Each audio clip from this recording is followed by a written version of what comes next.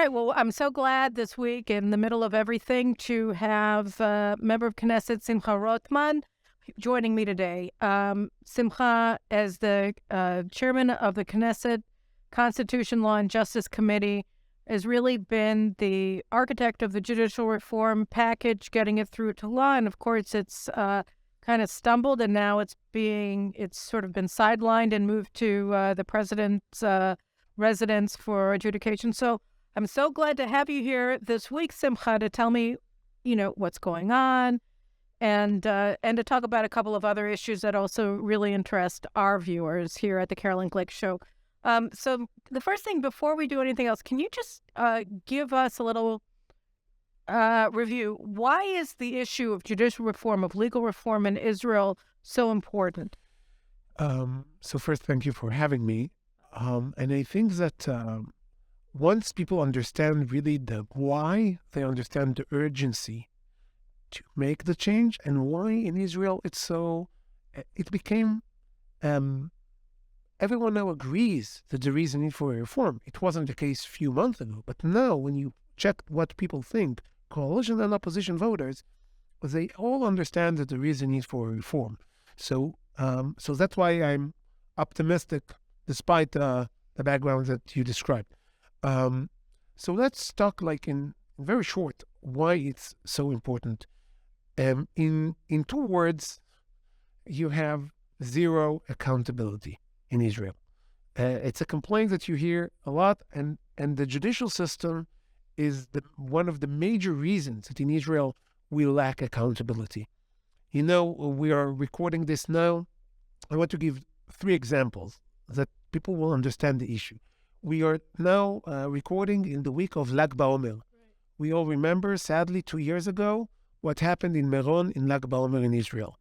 The most casualties for... Yeah, how many people were killed there? It was more than 40. Right, it was overcrowding, it was poorly organized, people got stuck in this sort of cul-de-sac and they were trying to move forward and they just got crushed. So it's the largest civil catastrophe that happened in Israel, and one of the largest ever anyway.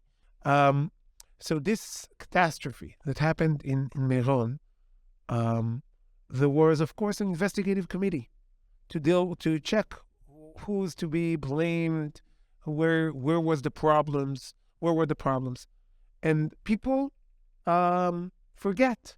And I'm now in the coalition, and he is in the opposition, and I don't like to compliment too much a member of the opposition, but Yair Lapid, he was the Treasury Minister, and he in 2013 saw this problem, and it's a problem that many people spoke about way before. The way that it was set up. The way it's set up in Meron.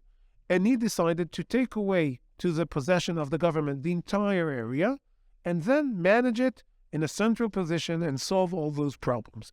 It was 2013. Since then, someone, of course, went to the Supreme Court.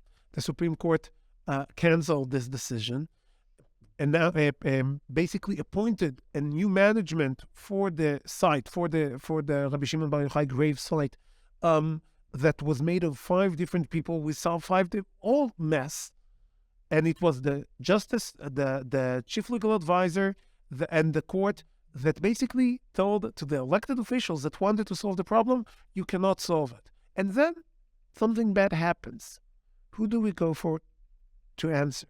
The investigative committee that, of course, is headed by a former Supreme Court justice. By the way, one of the justices that were involved in this bad decision to begin with, because she's an expert. She created the problem, so she's now, she left us. Right.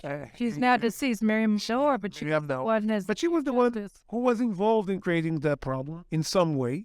But of course, she will never investigate the court role in this issue. And you will ask, the minister, did he know? Did he not know? Did he do enough? But you will never ask about the justice system, never investigate it. When the problem, the elected officials did what they had to do in a good way. And we stopped them with the court. And the court, zero accountability. You cannot even investigate its role. So that's one example.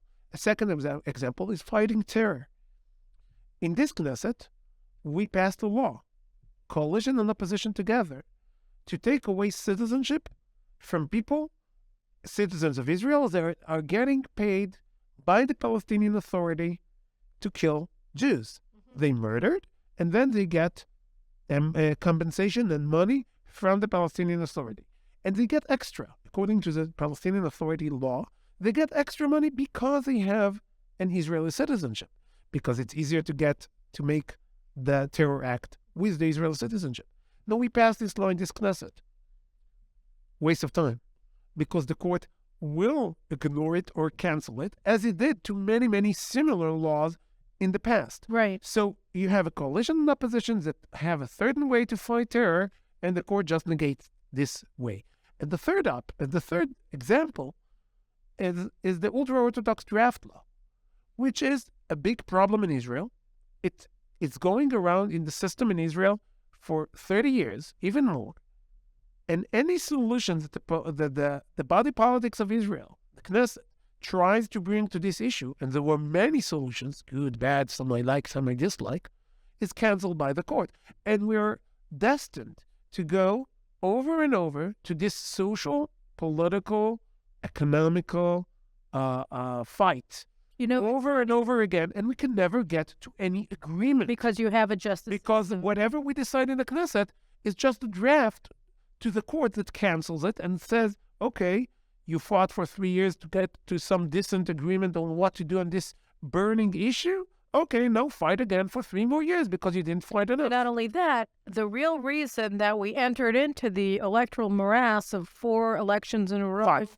Well, 4, and then you had the post-Zionist government led by... Who also was not able to deal with this issue. Right, but I'm saying you had 4, and then you got this minority government or whatever, and the reason was the draft law, that they required the government to pass a different one. So It's like the one they passed, and then they gave them an amount of time. Otherwise, you're out. So we have 3 examples. And by the way, there was a law that was passed to deal with the draft issue that Yair Lapid signed.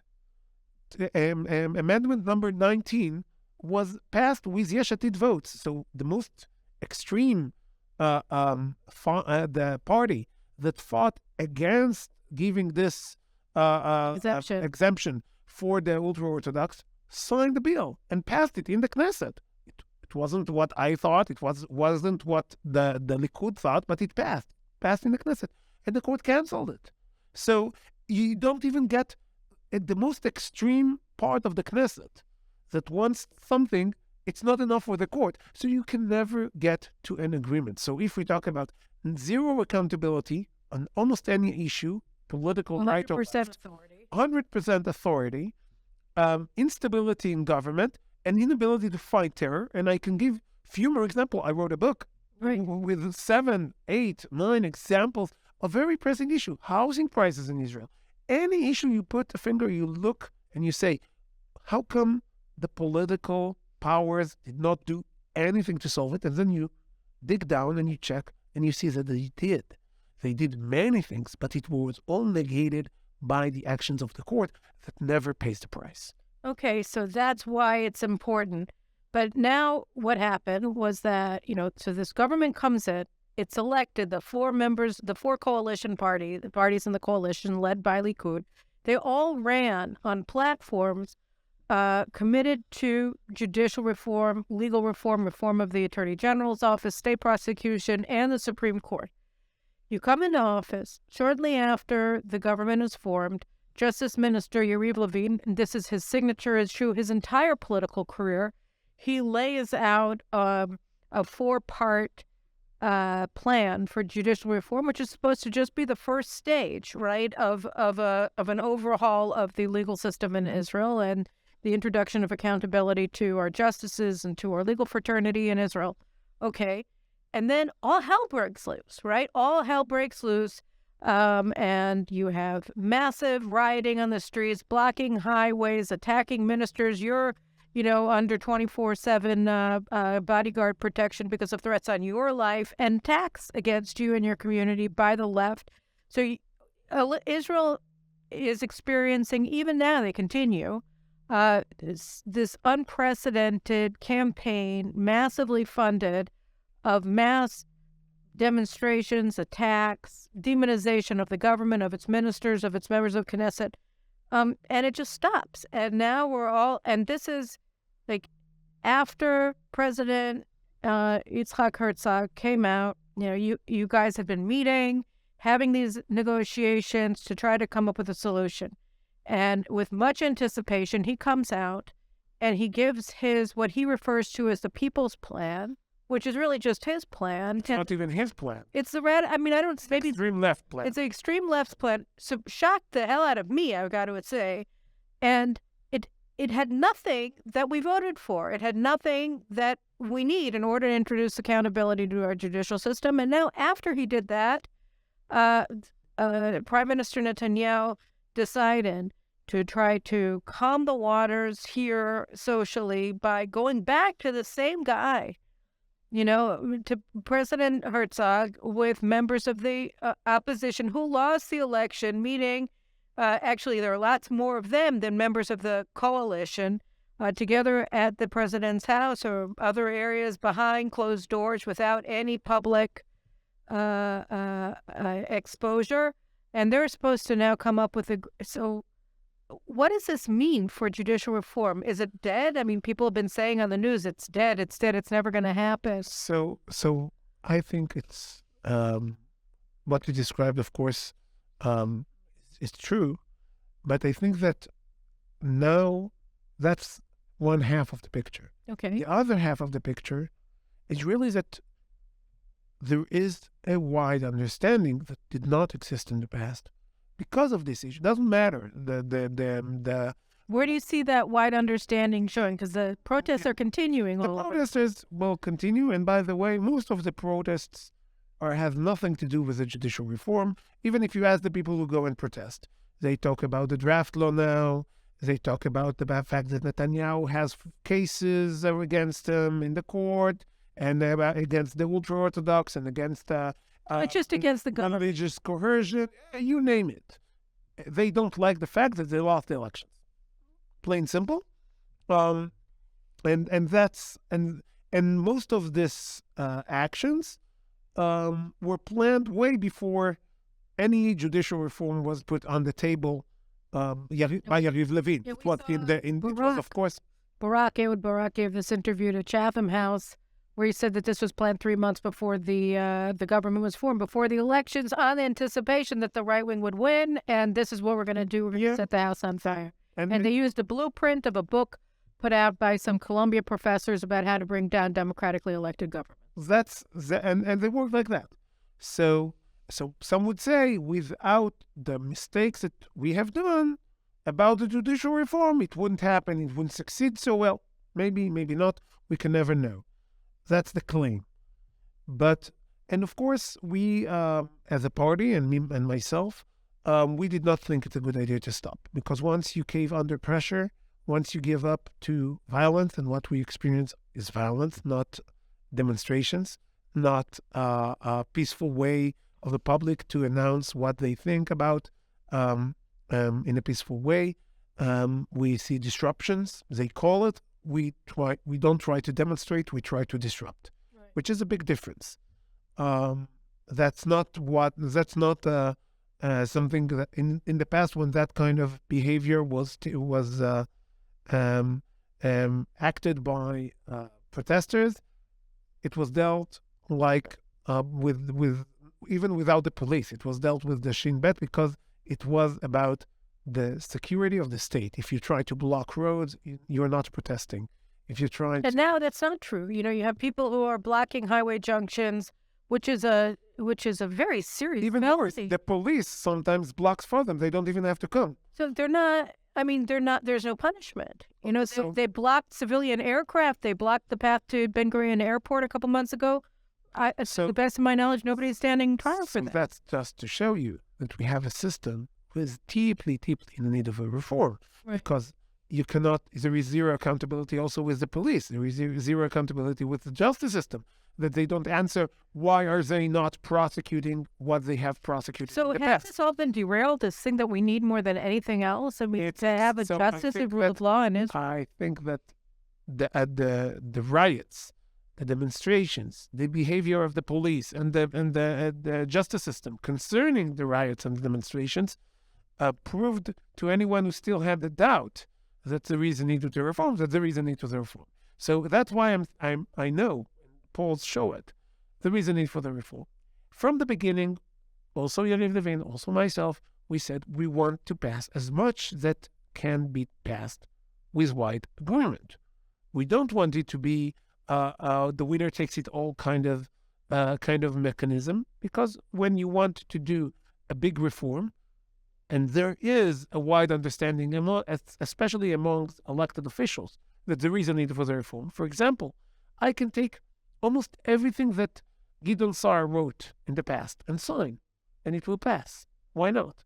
He's for many years, Gideon Sa'ar has called for reforms in the justice system.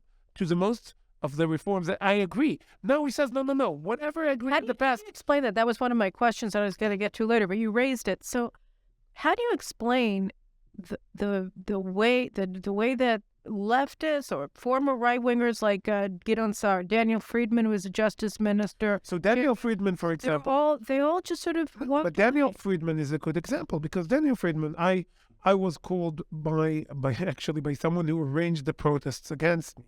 And he said, I want you to sit with Daniel Friedman, with Professor Daniel Friedman, former justice minister, law professor, and trying to get to some common ground. And I said, of course, immediately. And it was before the stop, way before. And what came out of it was what was called the Friedman El-Bashan program. Two law professors, one of them is Friedman, one of them is El-Bashan, and other two, one is Giora Island, was the head of the security, The national security advisor. and Giora Yaron, who is also some person who is Former general, but also investor in high tech and very known people. And they made a plan, and immediately the response by Yariv Levin and myself, despite the fact that the plan was not exactly our dream, but we do want to have negotiation and agreement, we said, okay, let's start to negotiate based on that immediately. No strings attached, no prior demands. We will negotiate based on this. And immediately it was published in a Monday.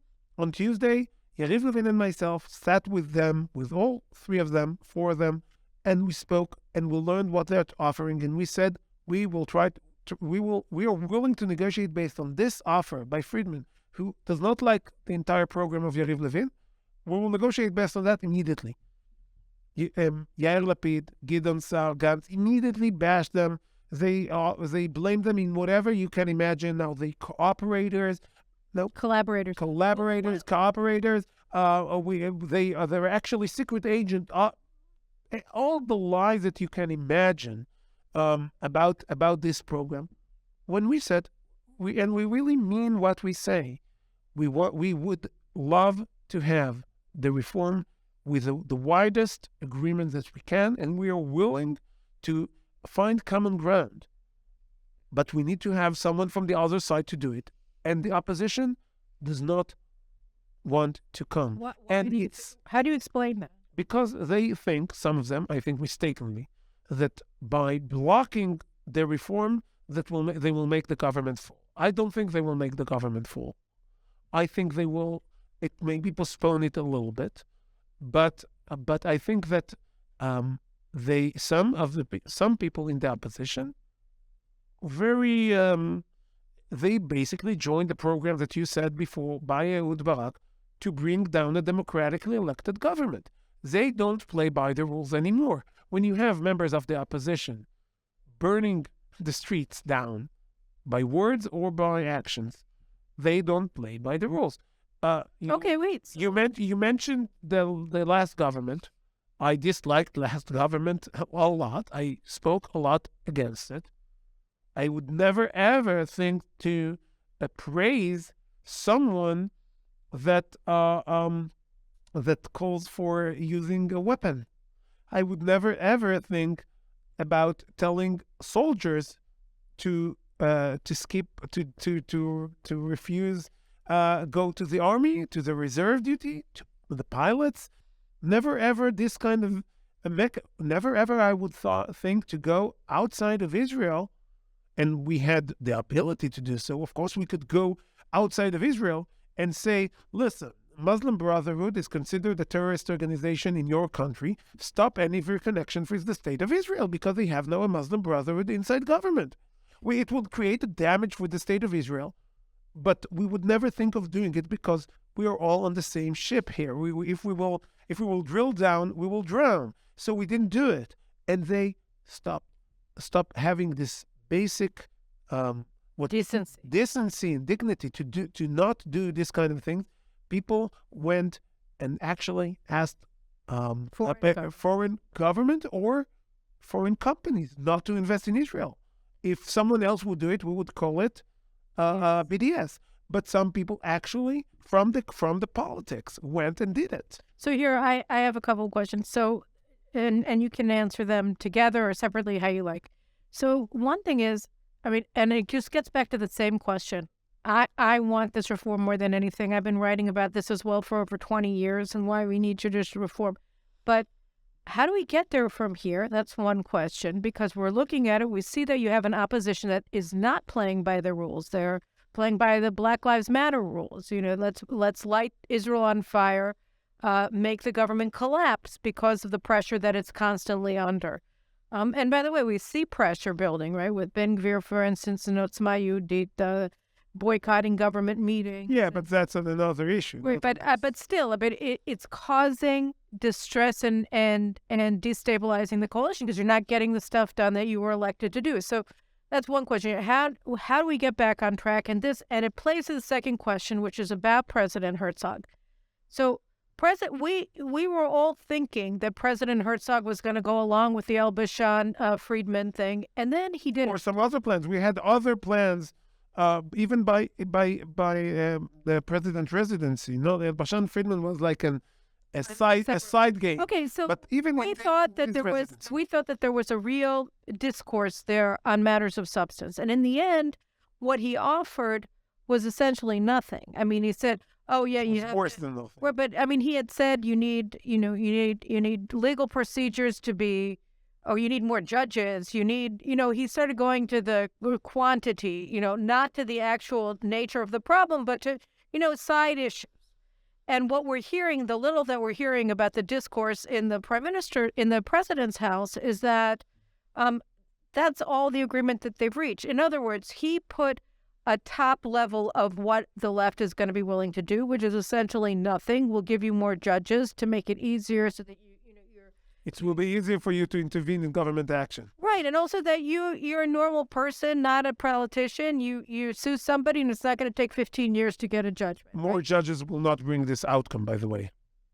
That's fine. I'm not even talking about whether it's a good idea or not, but I'm saying that all of his things were very human resources and nothing substantive, right? And so when you say that this is what the president offered after how many weeks they were having these discussions in the president's house, then if you're Yair Lapid or Benny Gantz, we will never accept anything more than what he did. So what's the point? So A, what's the point? And B, to put it all back together with the first question, what can happen in order to actually enable judicial reform at this point when the government has agreed to try to reach a compromise, and clearly they're not going to reach one? So, of course, some people in the Likud already said that if they will see that there is the will to negotiate from our side, from the Likud, you're talking about Yariv Levin, like Yuli Edelstein and others, David Biton, if they see that we are willing to negotiate, and that's the other side that is not coming to the table or making very crazy demands, they will be back to. They will return to be fully committed to the reform, and will vote of it no matter what. So you're talking saying that was another like an inner, yeah. That's another aspect. Inner PR. That they were talking about. Inner coalition PR. That there's a question, right? Okay, so there were a few Likud members who are considered sort of more mamby-pamby about the reform, that this isn't the thing that's driving them. Yuli Edelstein is one of them, David Biton, And of course, Gallant was the one defense minister who torpedoed it to begin with. Yeah. So you have these three, and so that was going to bring down the number of votes from 64, which is the coalition, to 61, and there was some question about whether if the other people are more moderate, less, but I also that it would have had a Knesset majority. We're not only talking about the people, Gallant, Adelstein, and we're not only talking about them. Some of them, not all of them, represent some kind of constituency that believes that we need to show more willingness to compromise. Okay. So it's not only politicians, it's politicians and public. And the people in the public that believe that we need to show more willingness to compromise or bought into the idea that was sold, that it was untruthful, if you ask me, that we are not willing to negotiate or not willing to compromise to begin with. That was the campaign that was running. If they see that the offers that come from the Likud in the president's residency and outside of the president's residency are making sense, and yet the opposition is not coming, they will return back to their senses and say, okay, we tried. They don't want to come, we will go forward. So that's one kind of ideas that make it worthwhile to try to find a negotiation. And again, because I'm a more glass half full kind of guy, more optimistic, I want to tell you that I think that even the worst compromise that the President Herzog offered, what he called mitveh ha'am, the people's proposal, that of course it wasn't, but even there he recognized some key components of the judicial system and the judicial and the court that are wrong and needs fixing. So even if we agree only on that, we already did a very good thing. I'm not saying to accept it as a whole. I'm saying even President Herzog understood that a veto to sitting judges who gets in does not make any sense. Okay? One thing we can agree on. Even he understood that we need to make sure that reasonability does not bring the court to manage the government. Okay? It's even that's the reasonableness clause where they said that it doesn't matter what the law says. If they decide subjectively that something is unreasonable, then they're going to strike it down. Any government decision, any appointment, there is no equivalent to that in the world. We can't even explain to American audience. Just imagine that someone will go and tell Biden and go to appeal directly to the Supreme Court of the U.S. and say, Biden, dear President Biden, I don't think that Blinken is doing such a good job. You have to fire him. It's unreasonable that you're not firing Blinken. And it will go to the Supreme Court, and the Supreme Court says, you know what? I think Blinken is not doing such a good job. It's unreasonable for you, Biden, you have to fire him, and they will give an order to Biden to fire Blinken. If that's exactly what just happening in Israel, it will never happen in the U.S. or any other normal country. No, in America now, the Democrats are actually upset, right? They want to pack the court because the Republicans were able to get a majority of their appointees on the court. And now imagine how furious they will be if some organization from the right in America will go directly to the Supreme Court, will ask to fire Blinken and some other minister or secretary, and the court will accept because the court is right-wing and he thinks that the left is in power unjust. So that's the kind of thing that we need to address. So even on those key issues, and also about the way the legal advisory works, which again does not make any sense, there are some key issues that we can reach an understanding. I believe that if someone in the opposition or in the public that has some weight to his view will accept this reasonable solution, we can go forward and keep the things that are not agreed to wait for the future. The problem is that members of the opposition, and that's what you asked me in the beginning, what happened to Gideon Saar, what happened to Matan Kahana, what happened to other members of the opposition that used to be very for judicial reform, and now they don't want. And of course, the answer is politics. They don't want this government to succeed. They will do anything in their power to block government action. Some of them enjoy the fact that the streets are burning. Some of them are upset, but they don't have the willpower to stand to some of their voters and do what they think it's true. Again, what they think. I don't want them to do what I think it's true. I want them to do what they think it's true. And they're not doing it. And then they, of course, announce that they will not be in opposition to the state of Israel, but to the government. But the way they behave as an opposition to the state of Israel, not to the government. And again, I made this challenge public, and I will be happy to stand behind it. I will accept all the legislation that Gideon Sa'ar offered in the past about the judicial system, and I will sign it to the word if he is going with me, and he's not coming.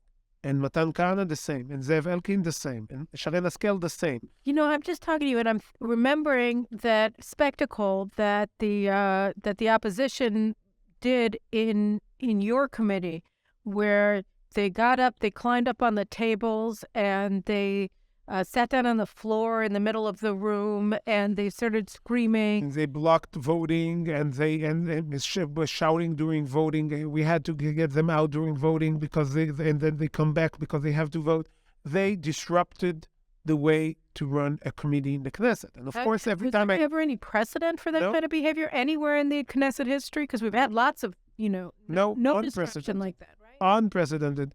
And who were they communicating? Why do you think that they did that? Because that was so shocking. We have these images on primetime television. What was his name? Yuri something from Yesh Atid, one of Yorai Lav Artzano. Yeah, right. I mean, this is just so you guys understand, right? They talk about democracy. Every single one of the Yesh Atid MKs is hand-selected by these businessmen who run Yesh Atid. They do auditions for them and stuff. So they have these people. They have no accountability to the public.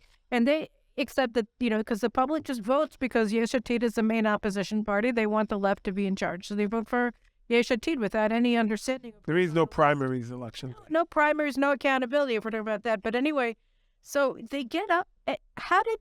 This is part of the whole breaking the rules and not accepting breaking the rules. You're elected to Knesset and you're saying that the Knesset is illegitimate. I mean, that's what's also crazy. And some of them actually said it. They said it very, very, very openly. They were out saying the Knesset cannot accept this law. Now, I can accept the argument in some philosophical level saying that the major change needs to have constitutional majority. Not in Israel, because that's not the rule in Israel. And we don't have a constitution. And we don't have a constitution. But at the theoretical level, makes some sense. Wait, why did when they were in power just recently, they had a committee, only coalition, to decide on basic laws without the opposition. They formed it without the coalition to try. Now, when I started, and they said, no, he does not let us speak. When I started a committee dealing with those issues, I said, listen, I don't want to bring forward my offer. I want us to sit as members of the Constitution, Law and Justice Committee, which are usually serious people that understand constitutional law. The Knesset members that choose to go there are serious Knesset members usually. And they want to have a serious talk about this issue. I told them I don't want to put forward my offer. Let's talk about the problems and let's try to raise a solution together in the coalition opposition, because that's the best way to do it. I got a letter from the opposition. They will boycott the hearings in the committee until I bring forward a text of my own. I told them, okay, if you want to see my offer, I'll write my offer. And then they said, we're boycotting the hearings in the committee until the legal advisor will say what he thinks about your offer. Okay, you want to wait? Well, we waited another week until the legal advisor wrote what they think about it. And then they said, no, we will not talk about this issue until Justice Minister Levin will come here and tell us what he's planning for the next 4 years. They did not want to have any hearings or discussions concerning any reform. Not one, not this, not our version. And also, I offered in the draft that I put forward, that said, you put forward an extreme draft. What you offered is extreme. I told them, you know why I brought this? I agree, it's extreme. I agree. What I put forward is extreme. You know the reason? Because that's what you voted on last Knesset. Let's start talking based on what. Let's start talking about what you, Gideon Saar, voted on last Knesset. How can you tell me that the law that you voted on is a non-starter? You can say you don't want it to be the final version. Okay, I agree with you. It's a little bit too extreme. And they said the truth does not matter anymore. No. It reminds me of really, North Vietnamese negotiators in Paris talks with Henry Kissinger. I think for 4 years or something they sat and they argued over the size of the table.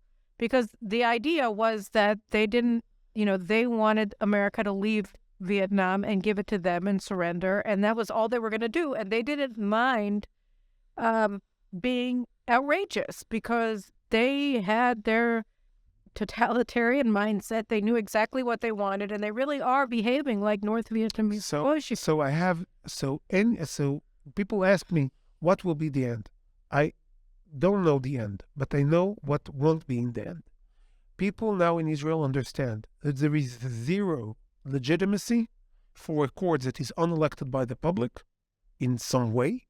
Unaccountable, or with the people does not have a say who gets in, which that's the case today. Zero legitimacy for this kind of court to touch the law book, to say I'm canceling this law, I am amending this law. Zero. If we will have a court that is elected democratically, that appointed democratically, like most democratic countries around the world elect their judges, then we can talk about judicial review of legislation based on basic laws or based on the constitution or based on other issues. There is no legitimacy to give this power to unelected court. That's tyranny.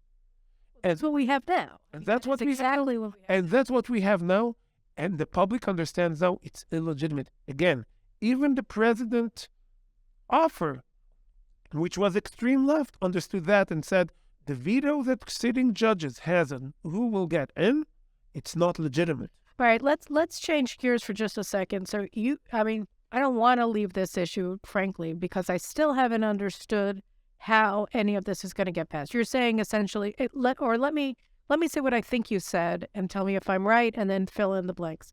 So what you're saying is that, if we don't get to an agreement with the at the president's office, that the president we'll go forward. We'll go forward. And are you going to go forward with a proposal that you had before? Is it going to, Maybe depends. The offer, by the way, what we had in the last stop on judicial selection is extremely moderate. People, it doesn't matter what we say. People will say it's extreme, but actually it's moderate. It's minimalistic. I thought it was too little. It prevents any ability to pack the court that exists in many other countries. In the U.S., we cannot pack the court. All the suspicions that were raised during the demonstration or in committee room were dealt with. It allows the Knesset majority to make sure that people are not being blocked unjustly from being joining the court, but does not let any specific coalition to take over the court. Prevents it. Well, that's too bad. And no, I think when you build a system, never assume that you will always be in the coalition. That's the whole point, right? That the left wins an election, they get their guys in the court. The right wins. That's how it is in America. Yeah, I know, but the system today is not like that. The system today is that when the left is in power, he can appoint whoever he wants, and when the right is in power, he can appoint whatever the left wants. Exactly. So that needs to change, and that's my system doing. It does not let an hostile takeover, meaning pack the court, is out of the question, because that's a problem also in the U.S. and other places.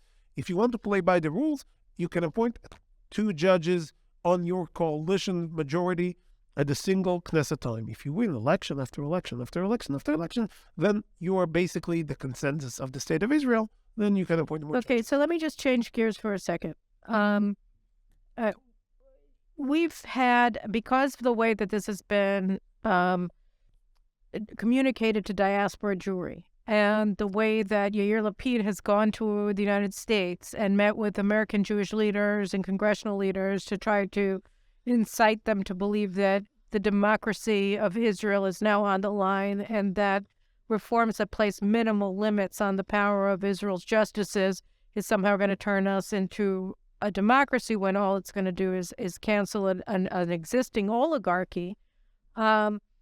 We are now seeing a lot of open tensions between the government and the diaspora Jewish leadership, particularly, of course, in the United States. And then it's also sort of played into other issues like immigration law, the law of return. If we want to place restrictions on, and correct me if I'm wrong, this is also sort of a judicial interpretation of the law that lets people who have one Jewish grandparent to get automatic citizenship. So that's something that your party, the National Religious Party, wanted to cancel. So what is your message on both judicial reform and also on the law of return for Diaspora Jewry that thinks, that you're Mr. Evil? So first, on the judicial reform, I like to quote Alan Dershowitz, which objects to the program. I had him on the program. I was disappointed by him, but yeah. But he said, I don't agree, but even if everything that Levin and Rothman wants to do will happen, Israel will still be a democracy. And it will be a democracy, not like in the U.S., but it will be a democracy like New Zealand or like Great Britain, or some ways like Canada. So there are things in the reform that when you talk to the American audience, they tell you, of course, judicial selection should be within the public power. We appoint it with the president and the Senate. You should appoint it with the minister in the Knesset. Why not? So it does not make anything as the same thing with the chief legal advisor. Of course, his advice cannot be binding to the government. Why would they? So the American audience understand. Override clause, which is part of the reform, seems a little bit strange to American audience. Will say, if the court says it's unconstitutional, how can you override it? But if you go across the border to Canada, they say, oh, of course, we have override. We just use it in Ontario and Quebec just recently. So that's the judicial reform. And I think that exactly what you said, some people badmouth the state of Israel with the American Jewry in a very unresponsible and untruthful way. You keep saying that it's going to turn into a religious theocracy. It has nothing to do with religious theocracy. Okay, why not? No, because the majority of the state of Israel, even the religious people, do not want a religious theocracy. That's why Israel will not become a religious theocracy. Okay, and this coalition that apparently is once religious theocracy elected the first gay speaker to the Knesset. Right. So a very good friend of mine, Amir Ohana, and even the ultra-Orthodox voted for him. So apparently it's not on the table. And the fact that people are talking about it, it's basically, I don't have better word than lie. It's a lie, and it's a vicious lie, because it has nothing to do with reality and all the legislation that this government wants to push forward. Now, that's about the judicial reform. Israel will stay a vibrant democracy, even if everything passes. How a vibrant democracy. And it will solve one of the major problems with its democracy if it passes. Okay. So that's about the judicial reform. Again, about the grandson clause. Of the law of return. Of the law of return, exactly the same kind of, maybe we do have some problem with Hasbara in Israel, because it's so easy to badmouth us. So let's just a little bit talk about the issue and understand the problems and the solutions. So first, in Israel, in the original law of return, grandsons of Jews who are non-Jews were not able to get to Israel through the law of return. If you're a Jew, you're accepted. If you're immediate family of a Jew, a spouse or son or daughter, then you can get in through the law of return. If not, you can come. It's not that you are banished from the state of Israel, but you cannot get the benefits of an ole. You are not ole through the law of return. You can sometimes get in through the citizenship law, like a regular immigrant from other countries, but you are not getting the benefit of being an ole. Okay. We have some financial benefits. Israel actively looking to bring more Olim. We are not actively looking to bring people through the citizenship law. It's a difference. In the 1970s, because of a ruling of the Supreme Court about, of course, it created a problem. They made some compromises. They changed a little bit the definition of what constitutes a Jew, and also allowed for grandson of a Jew to be eligible to make Aliyah.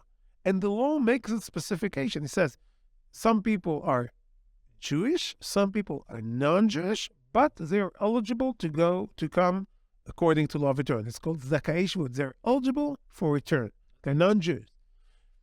It created a lot of problems, but most of them, like 100% of them, has nothing to do with American Jewry. Most of the people that come from, most I'm talking about 96 or 97% of the people that come and make Aliyah from the U.S. are Jewish themselves, are recognized as Jews. The rest are either spouses or children of Jews that making Aliyah with them. There are almost zero people that come from the U.S. and make Aliyah that they are non-Jewish, their parents are non-Jewish, only their grandparents are Jewish. One grandparent. Only one grandparent. Because if it's the mother side, grandmother, it's not a problem. Right. They're Jewish by themselves, of course. Even according to halachic, the most strict halachic standard. But it's not even that. I'm not getting into details, but even if you are not Jewish, it's not the rabbinate that decides. If you're some people are considered Jews and make Aliyah from the U.S. or other countries, and they're not recognized as Jews by the rabbinate, by the Orthodox rabbinate in Israel. They will still be eligible for the law of return. There is no equal fine there. So that's the situation. And when you talk about American Olim, when you talk about Olim from France or from Great Britain, from South America, we're talking about 96, 97% that are making Aliyah because they're Jewish, and immediate families are the rest of 3-5%. Not a problem. When you go to former Soviet Union countries, the numbers change drastically. When you talk about former for Russia or Ukraine, even before the crisis, Moldova, other places. Like last year, 70% of them? 70% are non-Jews, most of them grandsons. And the original Jew, originally the law was planned that if someone makes Aliyah, you will not force him to break the family. He can come and bring his grandson and children to make Aliyah together. The father never made Aliyah. The Jewish grandfather never made Aliyah. The Jewish father never made Aliyah. The grandson, and he comes. Now, even if he would come and be intertwined in the society in Israel, maybe half a problem. They're not, and some big percentage, large percentage of them, not even stay in Israel. They come, they take the benefits, and they leave to other countries, or even return to Russia or to Ukraine or to Moldova. More than 40% of the people who come, they don't really want to be here. They come for the benefit, and they don't even stay here. And the numbers are amazing. And what kind of numbers are we talking about? More than 40%. No, but more than 40% of the Olim. So the three largest Aliyah, I can say it like that. More people every year, come from Russia and Ukraine and their former Soviet Union countries that do not want to make Aliyah, and their grandsons are non-Jews, and returning to those countries, than all the Olim from the U.S. and France and Britain together. So why is it? So it's misuse of the law of return. It's cost us a lot of money. It's cost us a lot of effort that we don't invest in making Aliyah easier for English speakers or French speakers, or that comes from France or from the U.S. or from England. So why do you think that everybody? It's to waste. But why do you think that everybody is thinking that this is a racist government that is going to war against Diaspora Jewry for theocratic reasons or fascist reasons or whatever? What do you say to somebody who says, "Oh, Simcha Rothman, you're a fascist. You hate you hate diaspora Jewry. How do you even begin to approach that, given what you're talking about? It has nothing to do with them. So first, we need to understand. I think it's about time that both sides of the ocean will understand it. We love, really, we love American Jewry. We love diaspora Jews. We know that their politics is very, very different from our politics. And again, of course, there are growing numbers of Orthodox, Jews in the U.S., the numbers are growing. We know, and some people in Israel needs to adjust to the fact that American Jews are not only Reform or conservative. They're diverse, and the numbers of the Orthodox are growing for many reasons. But put that aside for a second. Even Reform communities, conservative communities, or other people that want connection with the state of Israel. If you're a Jew living outside of Israel and you want connection with the state of Israel, we want connection with you. That's the first thing I want to say, and it should be very, very simple. And I fought a lot during COVID that I offered that anyone who's eligible according to the law of return to come to Israel and make Aliyah will be able to come to Israel without any limit. Yeah. And I thought about it again until when I became a Knesset member when COVID was almost over. So we changed the law altogether and we stopped the problem altogether. But I fought for it. I spoke about it a lot because I think that it is your homeland. If you're a Jew outside of Israel that's seeking connection with the land of Israel, I'm with you and I want this. But I know that my politics is not exactly your cup of tea. Please keep in mind that the other way around, it's also true. And let's try to respect each other and not change each other, especially not in ways that are not that we don't like. And I think that this message is important. American Jews invest a lot of money and invest a lot in policy. Many of the demonstrations that we see on the street are heavily funded by American Jews who does not like Israeli government. So, of course, I will never say to an American Jew who wants to influence the state of Israel, don't do it, you are not welcome here. But keep in mind that respect has to be mutual. I don't think that they will like the person that donates a lot of money to an organization in Israel who wants to change Israeli society in a drastic or extreme way. I don't think he would appreciate if Israel will invest a lot of money in his community in order that his children will not be like him. I don't think he will like it. He wants, therefore, the mutual respect, I think, needs to be achieved. Today, some people do not respect the fact that Israel... I mean, you're talking about a left in Israel and a left in the United States. You're seeing increasingly is not respecting the rules of the game. And I know. And I'm calling for respect. I wish I try my best to respect the fact that people in the U.S. not always think the way I think about issues. I try to not, when I go to the U.S., not to be partisan even on, especially not Democrat and Republican, but even within the Jewish society, not try to take sides, to tell every Jew that lives in diaspora, this is his homeland, and he was welcome here. And I even said in an interview, even before I ran to Knesset, and one of the issues that creates a lot of tension is what's happening in the Kotel, right? That some people say we want the Kotel to be more welcoming to Reform Jews. I said, please make it hard for me as a politician. If there would be a new million Olim that are Reform, that come to Israel and have with their communities, and we'll have million Reform Jews that make Aliyah to Israel, and it will be a significant number, and then they will say, oh, we are such a significant number of people in Israel. We want a place near the Kotel. Let's solve this problem when we see it. When we have the majority of the people who make Aliyah from the U.S. are Orthodox, the majority of the Jews in Israel are Orthodox.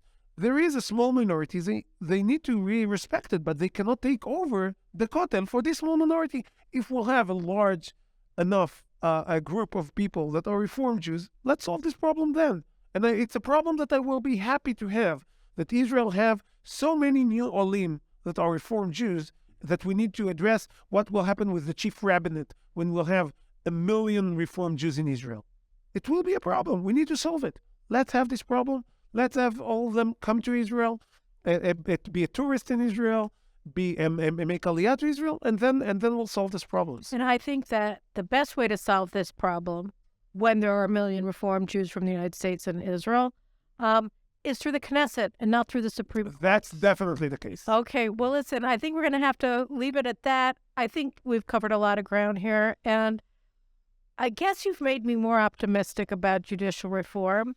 The need is so pressing. It's contagious. I'm not willing to engage in optimism unnecessarily. So I appreciate it. It's a challenge, okay, but you're pretty secure that the government, by hook or by crook, it's going to happen. And again, optimism is important. We need to work as if I'm wrong, to try to push forward as much as we can. But I have to tell you, when I started Meshilut, the Israeli movement for governability and democracy, 10 years ago, I thought it would take, to get to the stage that we are, public awareness and willingness to make the change, I thought it will take 30 years. It took 10 years. I am very optimistic when you zoom out in the big picture, I'm very, very optimistic. All right. Well, member of Knesset, Simcha Rothman, the chairman of the Committee for the Constitution, Law, and Justice Committee in the Knesset, very important guy. Thank you very much for joining me. Thank you. All right. And thank you guys, and we'll see you next week. Take care.